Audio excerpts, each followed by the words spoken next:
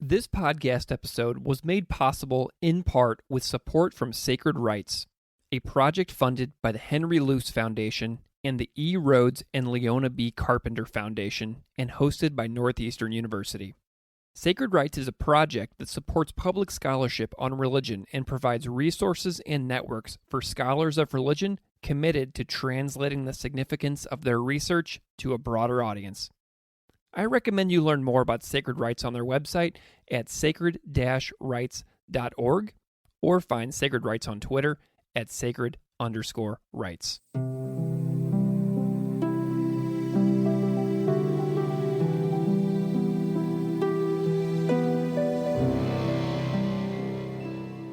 Welcome to Classical Ideas. This is Greg Soden. This is a podcast where, since 2017, I have discussed all things religion with a variety of fantastic scholars, historians, journalists, and educators. On this episode, I am delighted to welcome Dr. Patrick De Silva. Patrick De Silva completed his Ph.D. in Islamic Studies at the University of North Carolina at Chapel Hill and is a faculty member of the Department of Religious Studies at the University of Denver. His current research projects include analyzing the intersection of race, religion, and cultural appropriation in contemporary science fiction, as well as the history of how Jews, Christians, and Muslims have engaged with yoga. On this episode, we dive deep into his interest in religion and science fiction, discuss what religion and science fiction ask us to consider about the great questions in life, and then we narrow in on Frank Herbert's Dune novel and discuss what is enjoyable and worthy of critique from the novel and recent films. You can find Dr. Patrick De Silva online at patrickjdesilva.com. Thank you so much for listening. Please enjoy our conversation. Dr. Patrick De Silva, welcome to Classical Ideas. Well, thank you, Greg. I'm thrilled to be here. Look forward to our conversation. I'm delighted that you're here as well. I'm wondering if you can just start off by telling the audience a little bit about who you are and what you do. I am presently teaching in the Religious Studies department at the University of Denver. I handle the Islamic Studies courses because that's my training. My Ph.D. is in Religious Studies with a focus on Islamic Studies. And then I also teach an advanced undergraduate seminar called Religion and Science Fiction, which is a big part of what I'm here to talk about with you. I live in Boulder, Colorado. I've lived here. This is like our second time living here. My wife is from this area, and yeah, we met in college, and then we moved here, and then I decided to go back to school. We moved to North Carolina for 5 years, 2013 to 2018. Then I finished the dissertation, and we decided to come back. So I've been teaching at a couple of different universities up and down the Front Range, and right now my path is at DU. We do this thing in Colorado where we have like the University of Colorado at Boulder, but everyone calls it CU Boulder. It's the University of Denver, but everyone calls it DU. So it's a good shibboleth to know if you're from the area. If you say you're at, University of Denver, people look at you like, do you mean DU? You just said a phrase that I've never heard before. Did you say Front Range? That's right. Yes. So what we call the Front Range, so there's Denver metro area, but then the Front Range. So we're up against like the Rocky Mountains.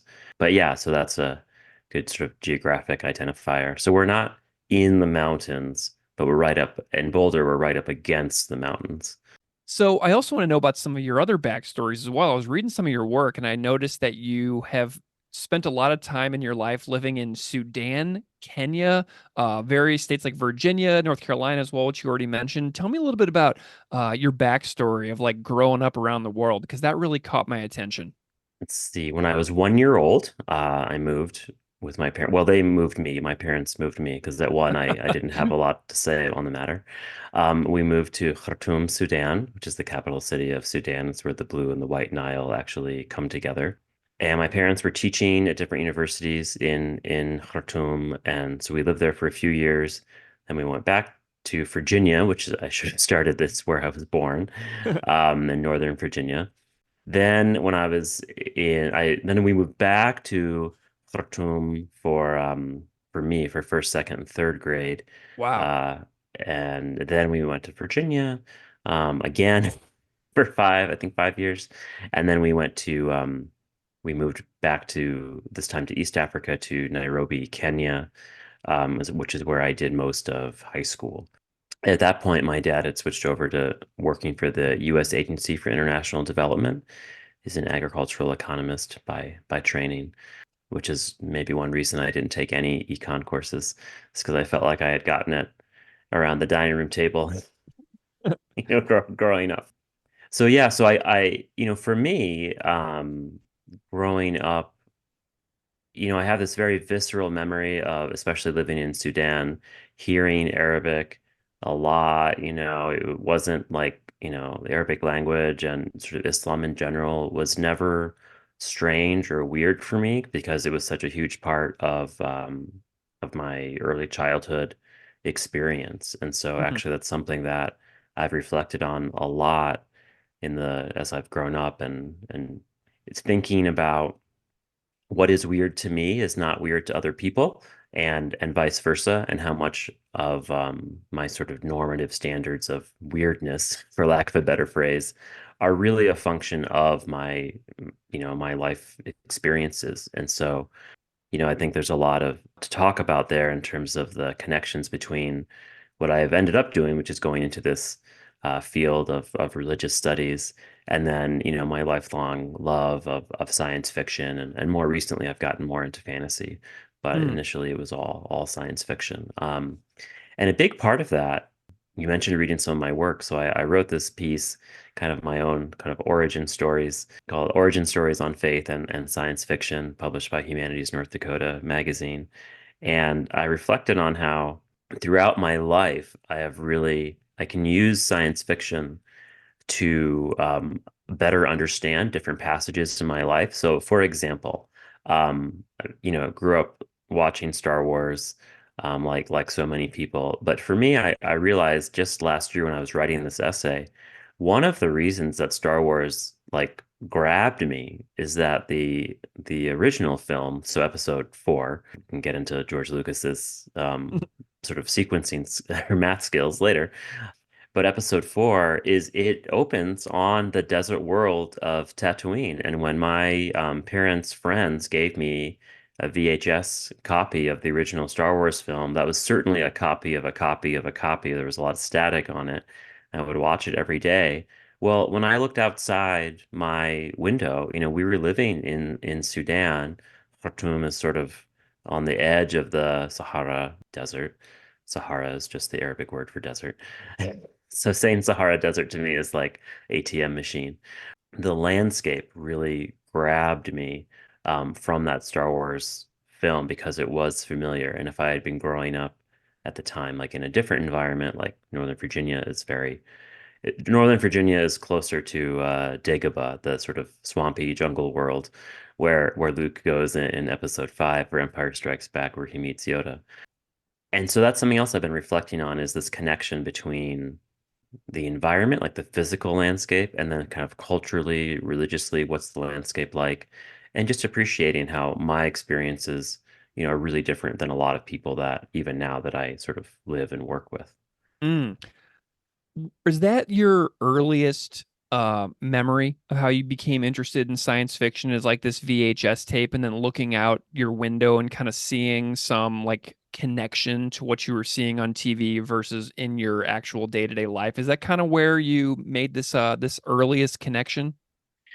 I think so. I mean, to be fair, I do have an earlier memory of my parents taking me to their friend's house, different friend, and we watched the Michael Jackson Thriller video, Mm-hmm. which I found like terrifying as a young Yeah. child. So that was not something that I was like watching and rewatching.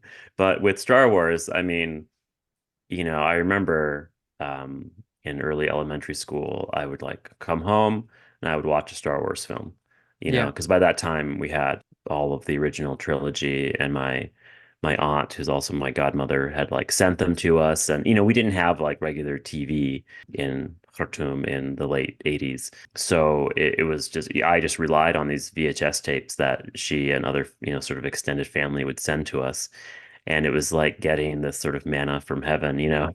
I was like, oh, what is there going to be like what it's going to be on these tapes? And so I spent, let's just say I spent a lot of time watching that original trilogy. I love that. Well, I did read that on faith and science fiction article that you mentioned being published with Humanities North Dakota. I do want to talk a little bit about that because we're going to get into some stuff right now. Is a really big time for you as well, with some writing that you've been doing about the Dune franchise that's been released the last couple of years. But I want to talk a little bit about science fiction just in general. In your view, like what does science fiction ask of readers and challenge readers to do that maybe other forms of literature don't? I think the biggest thing that comes to mind when I conjure up this sort of category of science fiction in my mind is, typically we focus on the technology side. Like we think science fiction, there's spaceships, there's different technology, tools and devices that the people have that are way more advanced, sophisticated than we have presently. But I think more sort of going deeper than that, what that sort of displacement from our current day, our current time period does for us when I'm reading something or when I'm watching something, or even sometimes I listen to audio dramas, is it gets me out of my immediate day-to-day life. And that displacement then allows me to, if it's well done science fiction, oftentimes there's a real serious kind of social critique that's embedded in the narrative. And so because like let's talk about race and racism, for example. This is a great example. If you have a Star Trek episode and they go to some, distant world and they encounter people who are, treating each other horribly based purely on what the, crew of the Star Trek of the Starship Enterprise see as an artificial construction. The idea for me is I take that and then that helps me come back into my own world, right? When the episode ends after, whatever, 42, 44 minutes. And I think more critically about how we do that to each other here on planet Earth in the early 21st century. And for me, that's one of the real powers of science fiction is that displacement factor. You take people who, if you were to talk to them about race, or we could talk about gender or sexuality, approach it from a disability lens as well, people who maybe would be resistant to talking about those categories critically in our own world because we have our sort of ego selves, our identities are invested in a particular understanding of those identity factors like, so race, gender, sexuality, class, and so forth. But then somehow when you're watching the movie or you're watching it on your phone or your TV screen, you're swept up in this narrative. And it oftentimes what I found in teaching this stuff is it doesn't take that much prodding for people to start to see behind that proverbial curtain and see that narratives that are in some of these science fiction franchises, like Avatar, both the James Cameron production and the more like what's currently on Netflix with the live action adaptation of Avatar, The Last Airbender. Right. In both of those series, there's incredible narratives that we can talk about in terms of colonization, Hmm. resisting colonization, what it means kind of in a broader sense, like staying true to yourself. What is your destiny? How much choice do any of us have in what we do? And that leads me to, this other thing that I sort of do for a living, which is teaching and writing about religion. And